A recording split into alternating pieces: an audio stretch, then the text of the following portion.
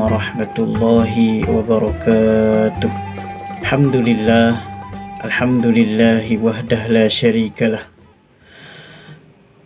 Wa ashhadu an la ilaha illallah wa ashhadu anna Muhammadar Rasulullah.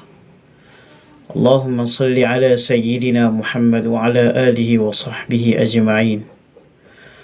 Fa ya ibadallah, ittaqullah. أوصيكم ونفسي بتقوى الله وطاعته فقد فاز المتقون. فقال الله سبحانه وتعالى في محكم تنزيل بعد أعوذ بالله من الشيطان الرجيم. بسم الله الرحمن الرحيم. وَإِذِ ابْتَلَى إِبْرَاهِيمَ رَبُّهُ بِكَلِمَاتٍ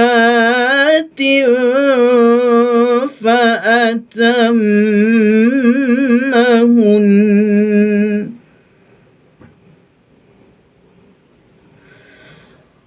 قَالَ إِنِّي جَاعِلُكَ لِلنَّاسِ إِمَامًا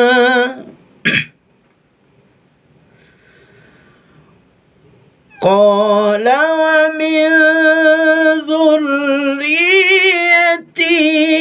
قَالَ لَا يَنَالُ عَهْدِ الظَّالِمِينَ.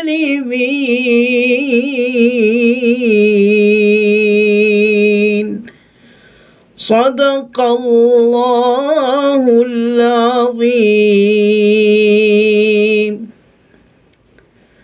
Maksudnya, ingatlah dikala kami uji hamba kami iaitu Ibrahim, dan ditakdirkan Allah ujian yang kami telah uji itu, katanya padanya Allah, ujian itu semua lulus. Dan kami berkata kepada hambanya iaitu Nabi Ibrahim, hamba kami iaitu Allah, iaitu Nabi Ibrahim, qala inni ja'iluka linnasi imama. Dengan itu kami melantik ianya, iaitu Nabi Ibrahim, sebagai pemimpin di kalangan hamba-hambanya kami. Dan Nabi Ibrahim bertanya kepada Allah, qala wa min zurriyati, macam mana dengan zuriat dan keturunan-keturunanku? Jawab Allah Subhanahu wa ta'ala, qala la yanalu ahdil zalimin. Keturunan kamu juga akan diangkat sebagai pemimpin daripada kalangan hamba-hambaku, yakni Allah kata, dan kecuali mereka ini tidak diangkat sekiranya mereka termasuk dalam golongan orang-orang yang zalim. Sadaqallahul azim. Maha benarlah kata-kata Allah Subhanahu wa ta'ala yang maha agung. Muslimin muslimat yang dirahmati Allah Subhanahu wa ta'ala sekalian, alhamdulillah, syukur kepada Allah Subhanahu wa ta'ala kerana bertemu kita sekali lagi dalam sesi perkongsian ataupun tazkirah pada minggu ini. Mudah-mudahan kita semua diberkati Allah Subhanahu wa ta'ala. Para hadirin sekalian,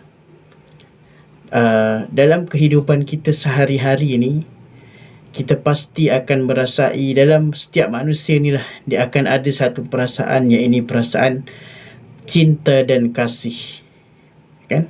Kalau kita tengok lagu-lagu pun macam-macam lagu, antaranya lagu Amy Search, kalau kita pernah dengar kan, demi cintaku padamu ku korban jiwa dan ragaku, biarpun harus ku telan lautan bara. Dan antara lagu-lagu lain pun, kalau kita tengok rasa cinta pasti ada pada makhluk yang bernyawa, takkan hilang selamanya sampai masa akhir nanti. Itu juga antaranya. Kemudian kita tengok banyak lagi lagu-lagu yang mengisarkan berkenaan dengan cinta. Tapi kita terlupa kalau disebut perkataan berkenaan dengan cinta itu akan terselit di padanya, iaitu perkataan pengorbanan. Kalau kita tengok lagu Emisis sebagai contohnya yang tadi itu mempunyai mesej yang mendalam. Demi cintaku padamu, ku korban jiwa dan ragaku. Dia sebut dia akan korbankan segala jiwa dan raga dia, walaupun dia harus menelan lautan yang sangat dalam, lautan bara. Itu kata lagu Emisis itu. Cuba kita kaitkan kecintaan kita kepada Allah, kepada Rasul sallallahu alaihi wasallam, kepada nabi-nabi dan para ulama semua. Kalau kita kaitkan cinta-cinta itu berkenaan dengan cinta dengan Allah, sudah tentu kita akan berkorban demi Allah Subhanahu wa taala. Antara pengorbanan yang kita boleh ambil ialah pengorbanan Nabi Ibrahim alaihi salam. Kita tengok pengorbanan Nabi Ibrahim ini daripada mulanya, tuan-tuan puan sekalian. Pundanya Nabi Ibrahim ini pergi dakwah dengan Raja Namrus. Raja Namrud tak percaya cakap dia. Dia kata, apalah Raja Namrud ni sembah patung, dia kata. Nabi Ibrahim sebut demikian pada raja. Apalah kamu semua ni sembah patung. Bahasa mudah dia, afala ta'qilun, tak ada akal ke kamu ni? Dalam surah Anbiya daripada ayat 60, 66, 67, 68. Afala ta'qilun, tak ada akal ke? Disebut demikian. Kemudian apabila begitu, Nabi Ibrahim sampai hendak dibakar. Bila saja hendak dibakar Nabi Ibrahim, kemudian Nabi Ibrahim minta mohon pada Allah. Minta mohon pada Allah. Dalam ayat 68 disebutkan, dalam ayat 68 surah Anbiya Allah sebut, Qulna ya nar kuni bardan wasalaman ala Ibrahim. Dia sebut apa? Wahai api, wahai Nabi Ibrahim, katakanlah pada api itu, jangan bakar. Sesungguhnya api itu selepas itu akan tak terbakar. Api itu akan jadi air dan Nabi Ibrahim kamu akan selamat. Itu dah satu hal, dah pengorbanan Nabi Ibrahim. Kemudian dihalau daripada tempatnya iaitu Babylon, pergi ke Mesir. Bila pergi ke Mesir ketika itu nak minta berdakwah, isterinya pula dicabuli. Macam-macam cerita panjanglah. Isteri Nabi Ibrahim yang pertama, namanya Siti Sarah, tak dapat anak. Pengorbanan isterinya juga, kan? Banyak sungguh kalau nak cerita pengorbanan Nabi Ibrahim. Sampailah bila jadinya begitu, dia dapat dihadiahkan oleh Raja Mesir seorang hamba abdi, iaitu Sayyidatina Hajar alaihissalam. Kemudian dikahwini, Nabi Ibrahim itu mengahwini Sayyidatina Hajar alaihissalam. Bila dikahwini sahaja, dapat anak yang namanya Nabi Ismail alaihissalam. Tapi nak sebutnya tuan-tuan puan sekalian, pengorbanan Nabi Ibrahim ni cukup banyak. Bila dah dapat anak itu, Allah suruh pula bawa lari, jangan duduk di Palestin. Sebab selepas itu Nabi Ibrahim pindah ke Palestin. Allah suruh pula Nabi Ibrahim ini bawa larinya Siti Hajar, bawa pergi ke satu tempat yang Allah akan tentukan. Allah suruh bawa Siti Hajar dan anaknya Ismail ini pergi ke satu tempat. Kemudian Siti Hajar dan Nabi Ismail ini dah bawa ke tempat itu, yang dikatakan ketika itu ialah asal usul tanah yang dinamakan Makkatul Mukarramah sekarang ini. Bila dibawa saja di sana, tuan-tuan puan sekalian, dahlah dalam keadaan kering kontang, tak tahu apa nak makan. Ketika itu Siti Hajar bertanya kepada suaminya, iaitu Nabi Ibrahim alaihissalam, wahai suamiku, adakah kau bawa kami ke sini dengan perintah Allah atau perintahmu? Lalu jawab Mula-mula Nabi Ibrahim dia tak pandang belakang. Tapi bila isteri dia tanya begitu, dia jawab, "Wahai isteriku, ini perintah Allah." Ini perintah Allah. Bila perintah Allah saja, tuan-tuan puan sekalian, akhirnya isterinya dan Nabi Ismail ditinggalkan di tanah yang dikatakan Makkatul Mukarramah ketika itu, pada asalnya lah. Okey, jadi bila ditinggalkan saja dalam keadaan tak makan tak minum, dalam keadaan yang orang kata masalah ketika itu, kemudian pusing ke Safa Marwah dan sebagainya, pusing Safa dan Marwah, cari makan minum, dan akhirnya terbitlah yang katanya air Zam-Zam itu. Panjang ceritanya kalau nak cerita. Kemudian Nabi Ismail ini, anaknya Siti Hajar alaihissalam, Nabi Ismail alaihissalam ini, bila dah besar, Nabi Ibrahim datang balik.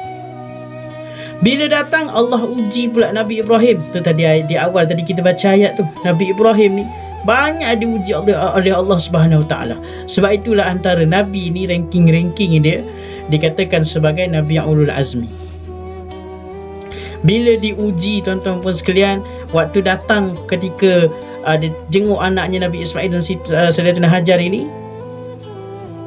dia dapat mimpi nak disembelih. Nak disembelih, tuan-tuan puan sekalian.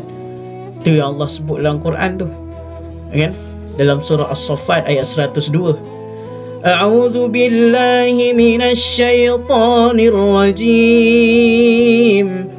فلما بلغ معه السعي قال يا بني إني أرى في المنام أني أذبحك فانظر ماذا ترى يا أبت افعل ما تؤمر ستجدني إن شاء الله من الصابرين. Surah As-Saffat ayat 102. Allah, Nabi Ismail jumpa, ni dialog ni Allah rakam balik dalam Quran. Nabi Ibrahim jumpa anak dia, cerita 2, 3, 4 hari ni ayah asyik mimpi Allah ada suara yang mengatakan suruh sembelih kau. Katanya ayahnya lah, iaitu Nabi Ibrahim alaihissalam, kepada anak dia Nabi Ismail. Kemudian tuan-tuan pun sekalian, apa jawab anak yang baik? Tengok, ni nak kait dengan tajuk kita, nak kait dengan kita punya tajuk dalam title ini, iaitu kalau sama tengok kat skrin kita punya title ini, iaitu korban cinta. Tengok, Nabi Ibrahim cinta tak anak dia, sayang tak anak dia. Siapa tak sayang anak, tuan-tuan sekalian? Tapi dek kerana dia sayangkan Allah, dia sanggup buat. Tapi apa kata seorang anak pula? Bayangkanlah kalau kita semua jadi Nabi Ismail. Ayah, merepek mimpi tu kita. Tapi Nabi Ismail alaihissalam, tengok apa jawabnya. Fanzur maza tara, apa pendapat kamu wahai anakku Ismail alaihissalam? Kemudian Nabi Ismail jawab, Ya abati if'al ma tu'mar satajiduni insya'allahu minas sabirin. Ni tadi kita kaitkan dengan lagu message tadi. Demi cintaku padamu, ku akan korbankan jiwa dan ragaku. Tu cintamu demi cintaku padamu. Siapa cinta anak kepada ayah? Tapi sebab tu dalam ada lagu lain yang kita boleh kaitkan juga, satu lagu Hindustan. Dalam lagu Hindustan ni, mungkin ada siapa pernah dengar lagu lama dulu. Dia sebut apa dalam lagu ni? Kurbani, kurbani, kurbani, Allah ke pyar hai kurbani. Dia sebut apa? Kurbani, kurbani, kurbani. Kurbanlah, berkorbanlah. Dan Allah amat suka kepada orang yang berkorban, seseorang yang berkorban untuk sesuatu.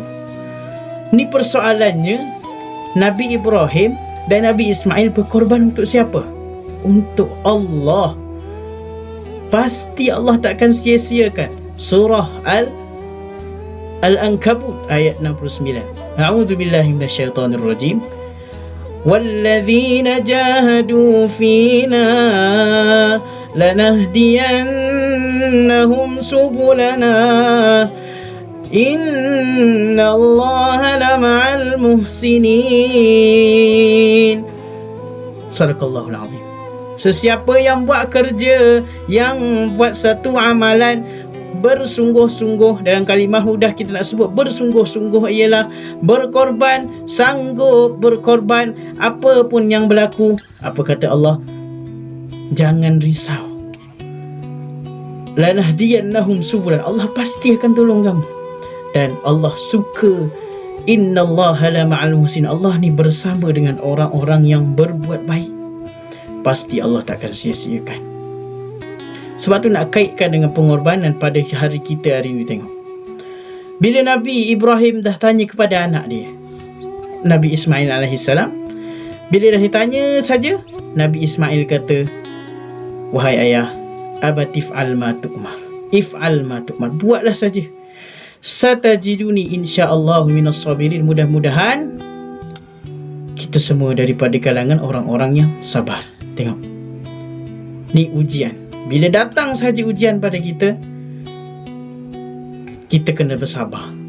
Tengok, akhirnya bila saja di asah pisau nak disembelih saja Nabi Ismail AS, falamma aslamahu wa tallahu lil jabin, ayat seterusnya dalam surah As-Saffat tu.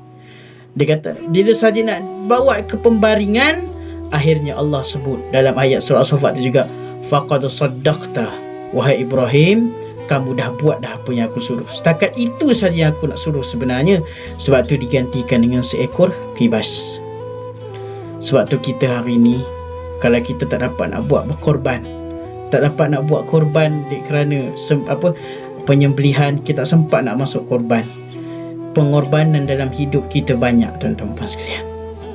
Allah sebut dalam Al-Quran surah Al-Kautsar, Bismillahirrahmanirrahim, Inna a'tainakal kautsar. Sesungguhnya Allah telah berikan nikmat-nikmat yang begitu banyak. Fasalli rabbika wanhar. Ni, sembahyanglah dan mengabdikanlah diri kepada Tuhan kamu dan berkorban. Sesungguhnya korban itu Allah bukan tengok berapa daging yang kamu korbankan.